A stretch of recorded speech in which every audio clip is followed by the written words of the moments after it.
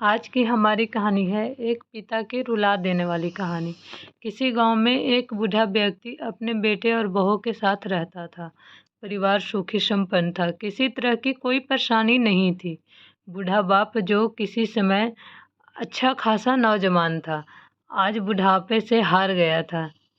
चलते समय लड़खड़ाता था, अब तो लाठी की जरूरत पड़ने लगी थी।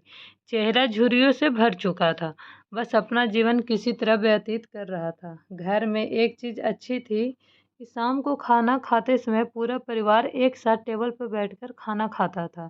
एक दिन ऐसे ही शाम को सारे लोग खाना खाने बैठे थे।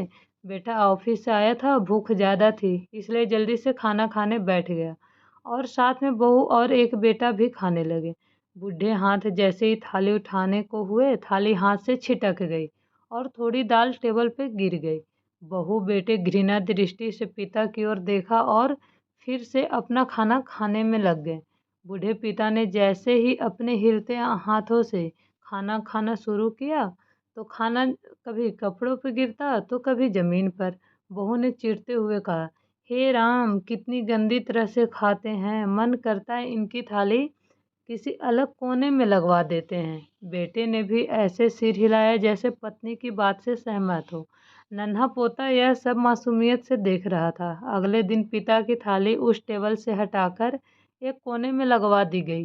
पिता की डबडबाती आंखें सब कुछ देखते हुए भी कुछ बोल नहीं पा रही थी।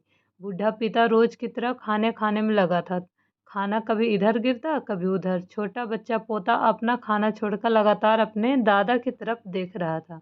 माँ ने पूछा, क्या हुआ बेटे, तुम दादाजी की तरफ क्या देख रहे हो और खाना क्यों नहीं खा रहे हो? बच्चा बड़ी मासूमियत से बोला, माँ मैं सीख रहा हूँ वृद्धों के साथ कैसा व्यवहार करना चाहिए। जब मैं बड़ा हो जाऊंगा तो आप लोग बूढ़े हो जाओगे तो मैं भी आपको इसी तरह कोने में खाना खिलाया करूंगा। बच्चे के मुंह से ऐसा सुनते ही बेटे और बहू दोनों कांप उठे। शायद बच्चे की बात उनके मन में बैठ गई थी, क्योंकि बच्चे ने मासूमियत से एक बहुत बड़ा सबक दोनों लोग को दिया था। अगर आपको ये कहानी पसंद आए तो मेरे चैनल को लाइक एंड सब्सक्राइब